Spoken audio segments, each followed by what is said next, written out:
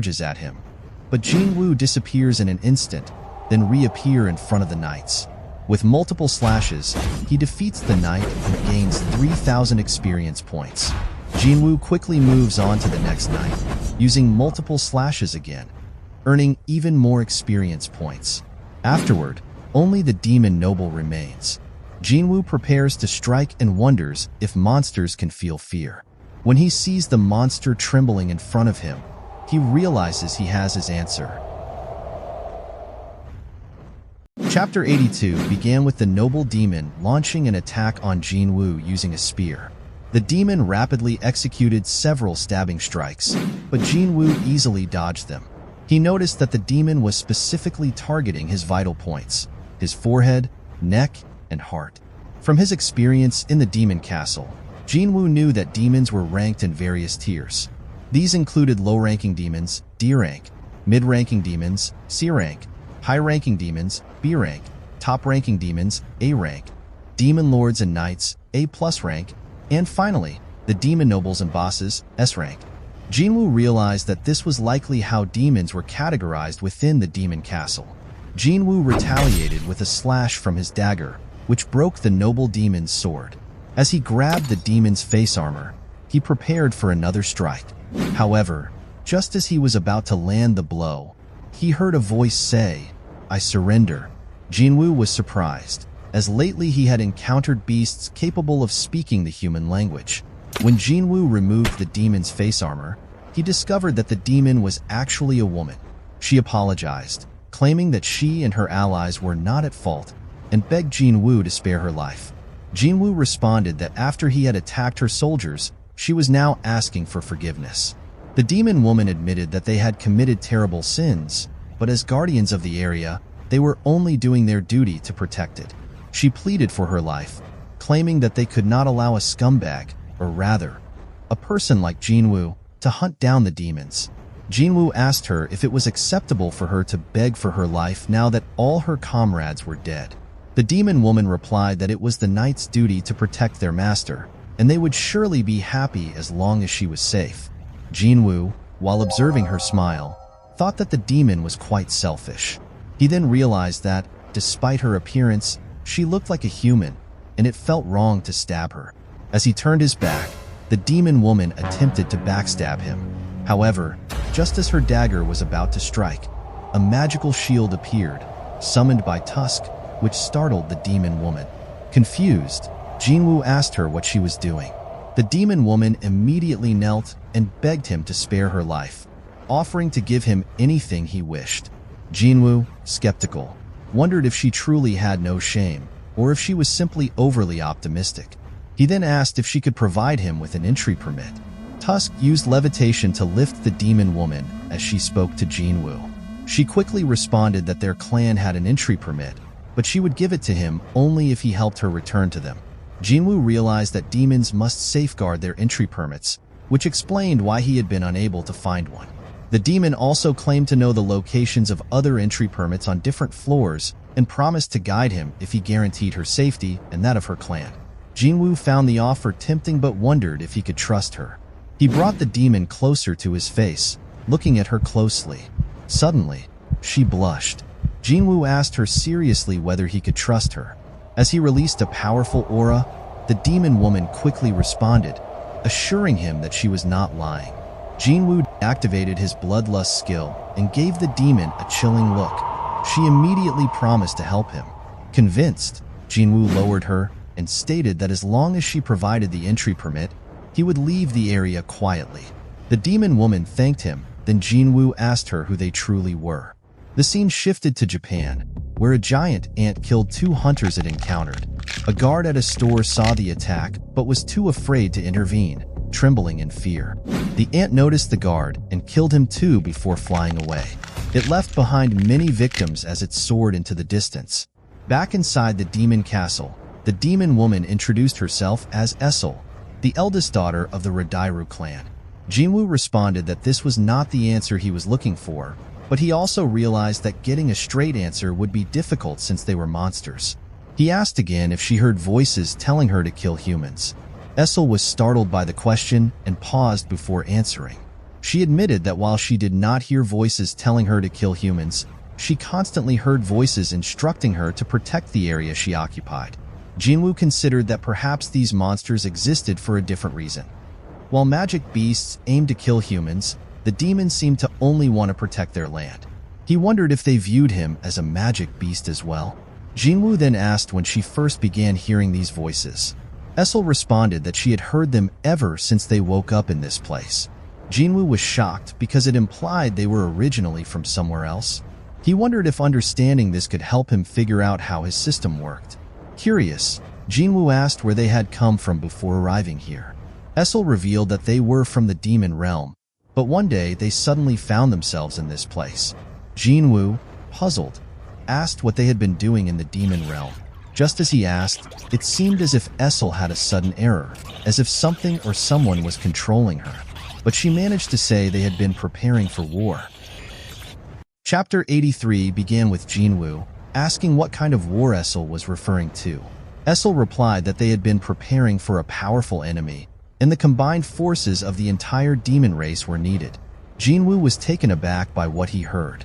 Afterward, Esil suddenly mentioned that she had already said too much, and their conversation would be terminated, as though someone was controlling her. Jinwoo noticed that this situation seemed similar to when he asked questions to Baruka inside the Red Gate. The system was forcefully terminating their conversation, which meant that it held a clue about the system. He began to think about the leveling up process, instance dungeons, quests, missions, rewards, penalties, and job changes. All these elements existed in a game-like environment, suggesting that the monsters he faced might be another component of this system. Jinwoo asked again what kind of enemies they were preparing to fight. Esil could no longer answer and clutched her head as an electric shock seemed to pass through her, causing her to lose consciousness. Jinwoo caught her in his arms. He realized that the system reacted strongly when he asked about the enemies. Jinwoo thought that the system's power seemed otherworldly, and if the system was influencing either him or the world at large, it meant the demons he was fighting might hold the answers to everything. The scene shifted to the Korean Hunter Association office, where they were watching footage from a black box about an ant beast's attack in Japan. The footage revealed how powerful the beast was, and even reinforced hunters couldn't handle it. One of the hunters in the video mentioned that this was no ordinary beast before he was quickly killed by it. The hunters in the video were puzzled, as the beast seemed to target the healers and E-rank hunters, weakening their forces. It appeared that their opponent was a beast with intelligence.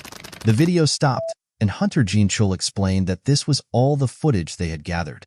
The mutant ant was defeated within a day, discovered on a small island next to the region where it had been exterminated. It seemed to have moved after hunting on the first island.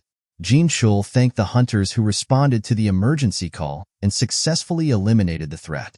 4 E-rank hunters, 1 D-rank healer, and 1 C-rank hunter died on the battlefield. However, an A-rank hunter who helped midway was the main reason the mutant ant was finally eliminated.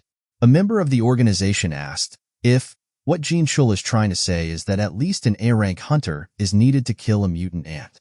Jinchul answered that there were 294 civilian casualties due to the mutant ant, and a total of 108 hunters had been dispatched. Although this may seem like an excessive number, the Japanese Hunter Association believed it was reasonable since the mutant ant had the ability to sense danger and escape. Japan's Hunter Association was highly organized, and if Japan suffered such heavy casualties, who knew what would have happened if the ants had headed toward mainland Korea? Like Japan, Korea had many islands, but without the same ability to monitor each one, it was a concern, as Jinchul pointed out while other members murmured in the background. Chairman Go then spoke, mentioning that the island 150 kilometers away from Jeju had been attacked. The fact that the mutant ants could fly that far showed that they were capable of reaching distant coastal provinces, even cities like Mokpo. If they changed course, they could potentially reach the northern regions like Jindo and Wando County. One panel member was shocked to learn that the ants could fly, noting that they resembled bees more than ants.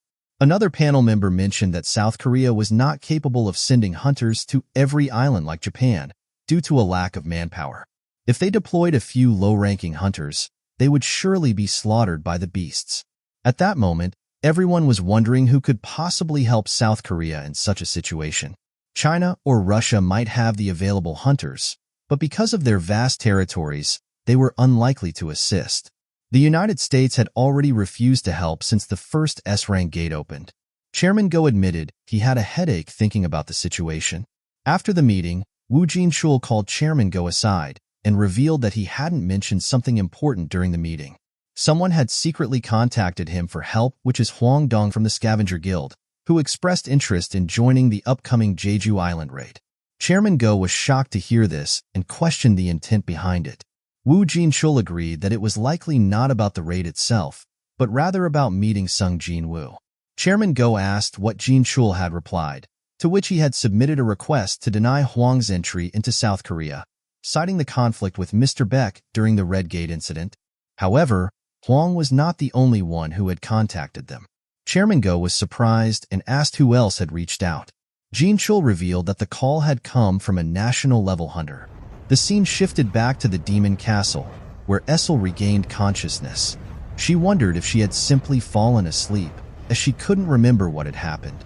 Jinwoo told her that it seemed not all demons were united, pointing to the many demons he had defeated who had tried to attack her. Esil was surprised by this, realizing that Jinwoo had been protecting her while she slept.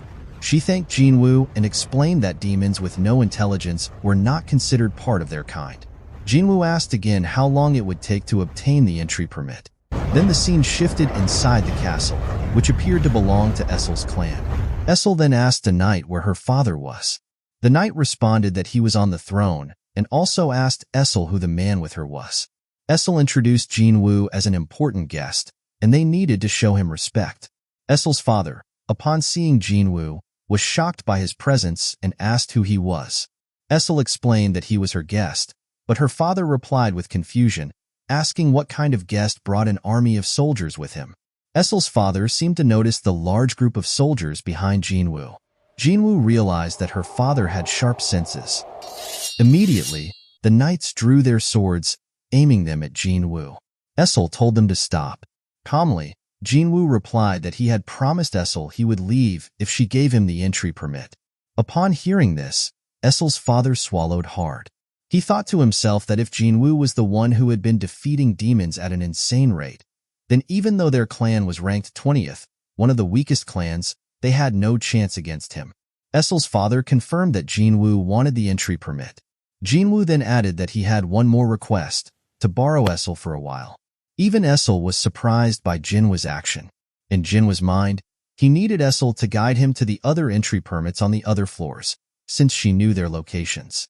However, he realized he might have said something wrong when he saw Esil's father's angry reaction. Quickly, he removed his hand from Esil's shoulder. Chapter 84 began with Jinwoo having a meal with Esil and her father. Her father asked Jinwoo again if he needed an entry permit and a guide. Jinwoo thought to himself that perhaps her father had misunderstood his earlier words about borrowing Esil.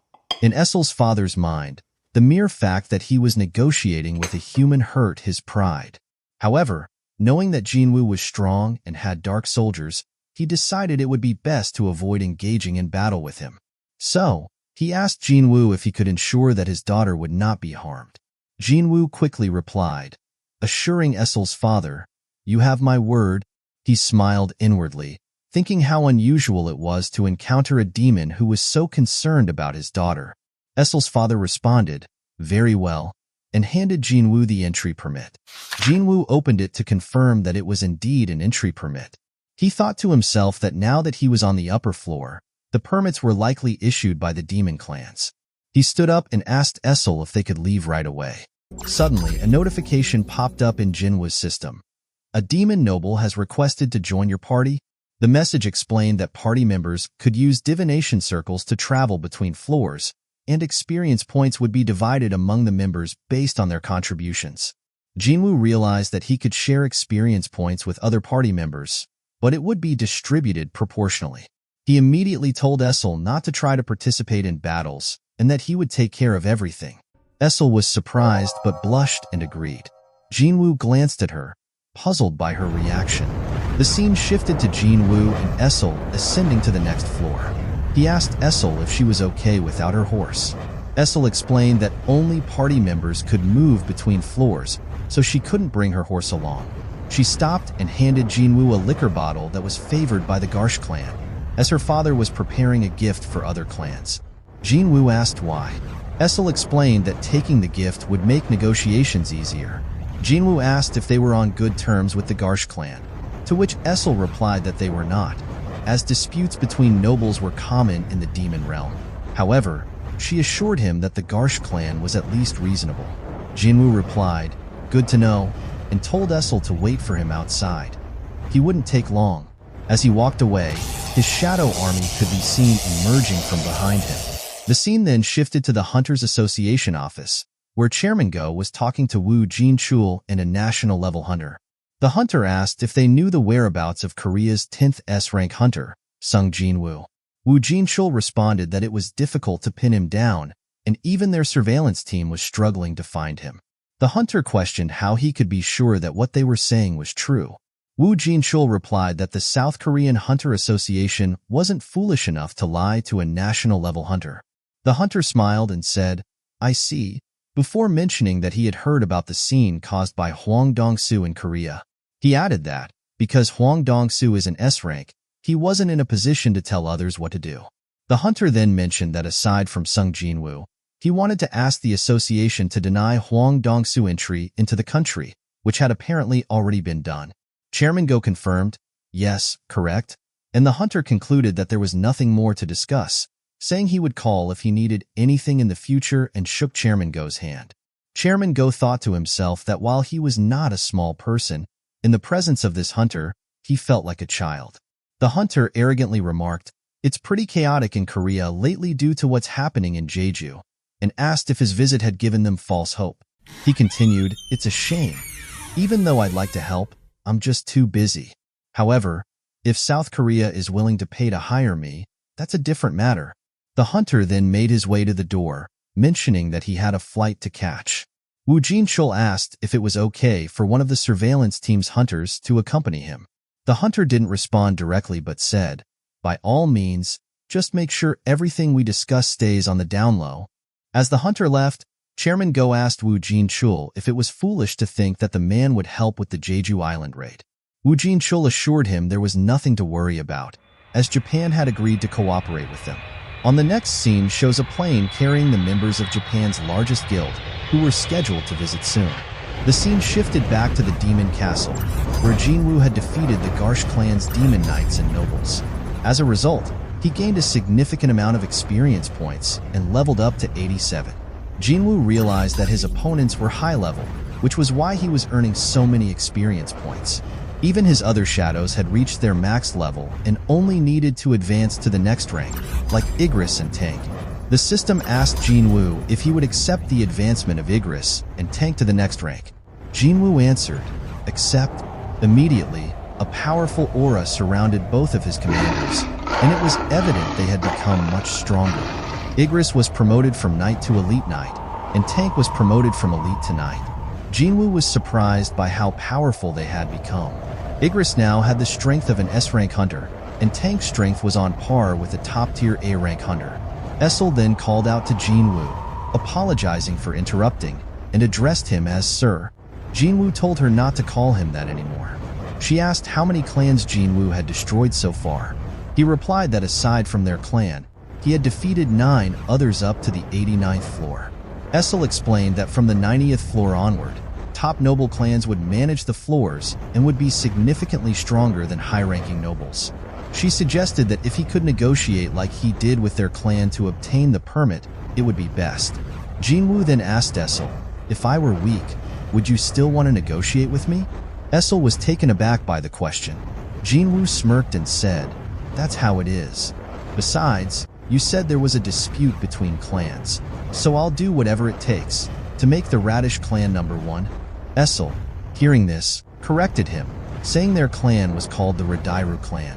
Esil then asked why Jinwoo was helping their clan. He replied simply, "Because I've taken a liking to you." Esil blushed in surprise and stammered, "What?"